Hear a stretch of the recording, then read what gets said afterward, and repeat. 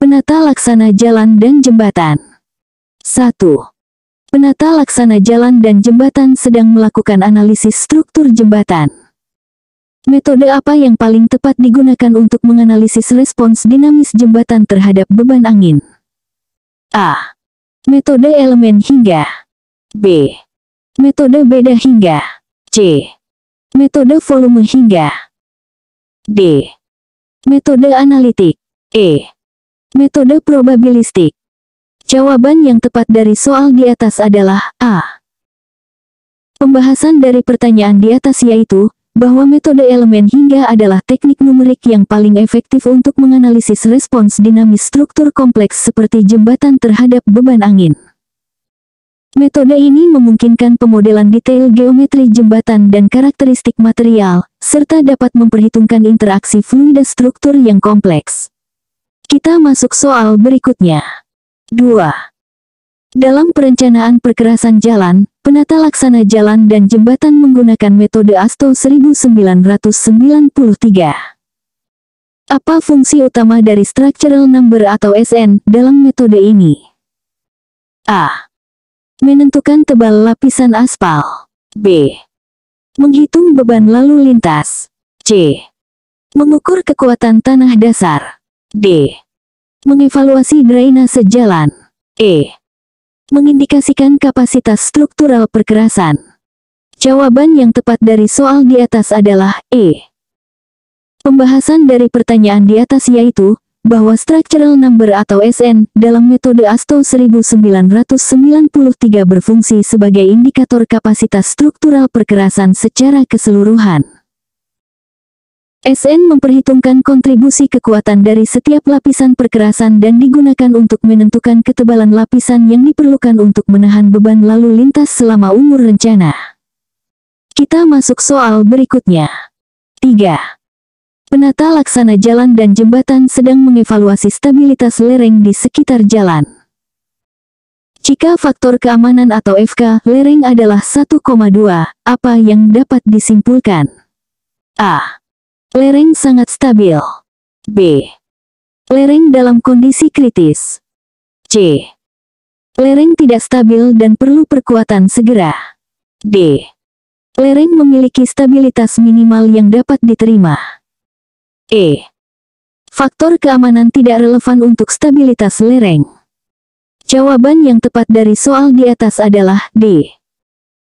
Pembahasan dari pertanyaan di atas yaitu, bahwa faktor keamanan atau FK 1,2 menunjukkan bahwa lereng memiliki stabilitas minimal yang dapat diterima. Umumnya, FK lebih besar dari 1 menunjukkan lereng stabil, dengan FK sama dengan 1 sebagai kondisi kritis. FK sama dengan 1,2 sering digunakan sebagai nilai minimum yang dapat diterima dalam praktik geoteknik, namun mungkin memerlukan pemantauan atau pertimbangan perkuatan di masa depan. Kita masuk soal berikutnya. 4. Dalam perencanaan geometrik jalan, penata laksana jalan dan jembatan harus menentukan panjang minimum kurva vertikal cembung. Jika kecepatan rencana 80 km per jam dan perbedaan aljabar kelandaian 4%, berapakah panjang minimum kurva vertikal cembung berdasarkan jarak pandang henti? A. 80 meter. B. 120 meter. C. 160 meter. D. 200 meter. E. 240 meter. Jawaban yang tepat dari soal di atas adalah C. Pembahasan dari pertanyaan di atas yaitu, bahwa panjang minimum kurva vertikal cembung dihitung menggunakan rumus L sama dengan 426, di mana A adalah perbedaan aljabar kelandaian dan S adalah jarak pandang henti. Untuk kecepatan 80 km per jam, jarak pandang henti sekitar 130 meter. Dengan A sama dengan 4% dan S sama dengan 130 meter, L sama dengan 430 EXPONENT 2 426 160 meter. Kita masuk soal berikutnya. 5. Penata laksana jalan dan jembatan sedang mengevaluasi kebutuhan pelapisan ulang atau overlay jalan. Metode apa yang paling akurat untuk menentukan tebal overlay berdasarkan kondisi struktural perkerasan existing? A. Metode visual. B. Metode Benkelman Beam. C. Metode Ground Penetrating Radar atau GPR. D. Metode Falling Weight Deflectometer atau FWD. E. Metode pengukuran kerataan permukaan. Jawaban yang tepat dari soal di atas adalah D. Pembahasan dari pertanyaan di atas yaitu, bahwa metode Falling Weight Deflectometer atau FWD adalah yang paling akurat untuk menentukan tebal overlay berdasarkan kondisi struktural perkerasan existing. FWD mengukur lendutan perkerasan akibat beban dinamis, memungkinkan analisis balik atau back calculation untuk menentukan modulus lapisan perkerasan dan mengevaluasi kapasitas struktural secara keseluruhan. Kita masuk soal berikutnya. 6. Dalam proyek pembangunan jembatan, penata laksana jalan dan jembatan menghadapi masalah scoring pada pilar jembatan. Metode perlindungan apa yang paling efektif untuk mengatasi masalah ini pada sungai dengan kecepatan aliran tinggi? A. Pemasangan gabion. B. Konstruksi sheet pile. C. Instalasi riprap. D. Penggunaan grout mattress. E. Implementasi Vortex Rock Seals. Jawaban yang tepat dari soal di atas adalah E. Pembahasan dari pertanyaan di atas yaitu, bahwa Vortex Rock Seals adalah metode perlindungan yang paling efektif untuk mengatasi scoring pada pilar jembatan di sungai dengan kecepatan aliran tinggi. Metode ini menciptakan vortex yang terkontrol di sekitar pilar, mengurangi kecepatan aliran dan potensi gerusan, serta memfasilitasi deposisi sedimen. Dibandingkan metode lain, Vortex Rock Seals lebih tahan lama dan efektif dalam kondisi aliran tinggi. Kita masuk soal berikutnya. 7.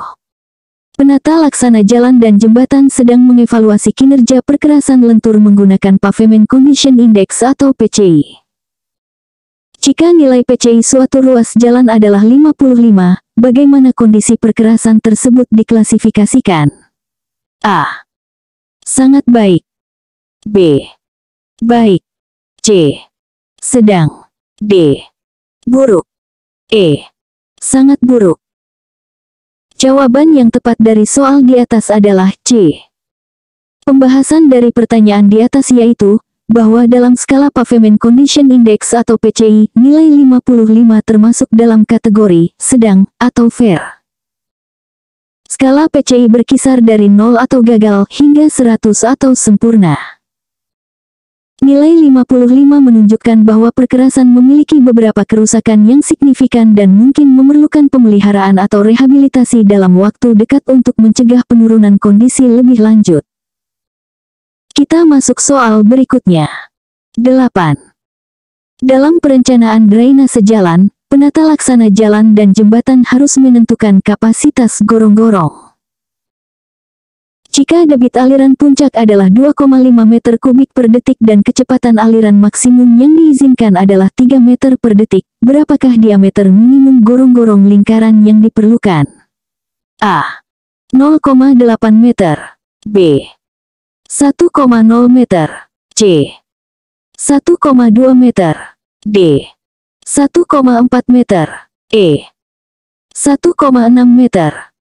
Jawaban yang tepat dari soal di atas adalah B. Pembahasan dari pertanyaan di atas yaitu, bahwa diameter minimum gorong-gorong dapat dihitung menggunakan rumus kontinuitas Q sama dengan Fa, di mana Q adalah debit atau 2,5 meter kubik per detik, V adalah kecepatan maksimum atau 3 meter per detik, dan A adalah luas penampang. Luas penampang minimum yang diperlukan adalah A sama dengan Q, V sama dengan 2,5/3 0,83 meter persegi. Untuk gorong-gorong lingkaran, A sama dengan pi 4, sehingga D sama dengan atau 4A pi 1,03 meter. Diameter standar terdekat adalah 1,0 meter. Kita masuk soal berikutnya. 9. Penata laksana jalan dan jembatan sedang mengevaluasi kekuatan struktur jembatan baja existing menggunakan metode beban uji. Jika defleksi maksimum yang terukur adalah 15 mm pada bentang 30 meter, bagaimana kondisi struktur jembatan tersebut dapat dikategorikan?